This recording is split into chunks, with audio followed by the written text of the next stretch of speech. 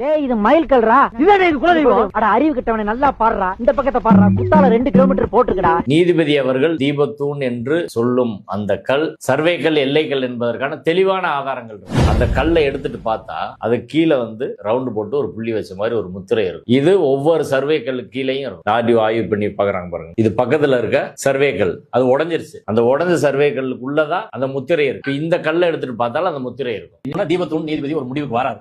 சரிங்களா?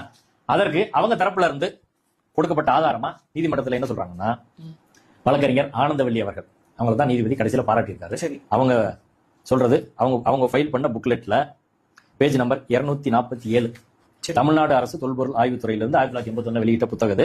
இதற்கு பதிப்புரை ரா நாகசாமின்றவர் எழுதியிருக்காரு. அதுல தீபத்தூண்ன்ற தலைப்புல என்ன இருக்குன்னா, மலை அடிவாரத்திலிருந்து மலைக்கு சென்றால் பாதி வழியில் தீபத்தூண் ஒன்று இருப்பதை காணலாம். இந்த தூண் நாயக்கர் காலத்தது. நாயக்கர் காலத்து கல்வெட்டும் தூணிலேயே எழுதப்பட்டுள்ளது. கல்வெட்டுக்கு மேல் அனுமன் ஒரு கையை ஓங்கிக் கொண்டு முகத்தை இடது பக்கம் திருப்பிக் கொண்டிருப்பதாக சிற்பமும் உள்ளது. இத்தீபத்தூண் ஆண்டவனுடைய தலையின் உச்சியில் நாட்டப்பட்டிருப்பதாகவும் இதில் புண்ணியவான்கள் அனைவரும் விளக்கேற்றலாம் என்றும் அக்கல்வெட்டு குறிப்பிடுகிறது. அக்கல்வெட்டு ஆண்டவர் சிற உச்சி மலையில் கம்பம் தீ நாட்டியதன் பேரில் சகல புண்ணியவான்களும் தீபம் போடலாம் சா சிவமயம். இத்தீபத்தூணில் கார்த்திகை தோறும் ஊரில் மக்கள் விளக்கேற்றி வருகிறார்கள்.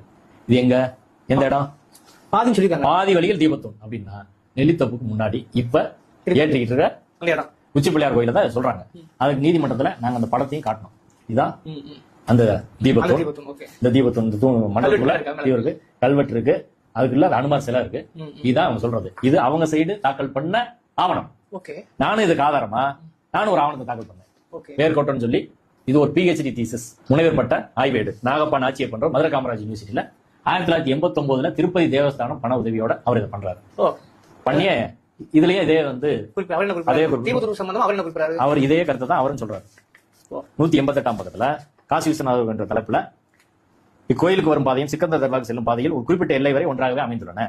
இக்கோயிலுக்கு வரும் வழியில் பாதி மலைத்தூணில் தீபத்தூண் ஒன்று உள்ளது. இது நாயக்கர் காலத்தது. இதை பூராதவன் சொல்லி இத்தீபத்தூணில் திருக்கார்த்திகை என்ற தேவஸ்தானத்தில் பெரிய தீபம் ஒன்று ஏற்றி வைக்கப்படுகிறது.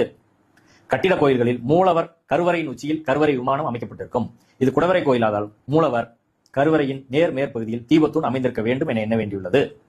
கருவறைக்கு மேல இருக்குது, இது பாதியில இருக்கு. கோயிலுக்கு வரும் வழியில் பாதி மலைத்தூணில் குறிப்பிட்டிருக்காரு.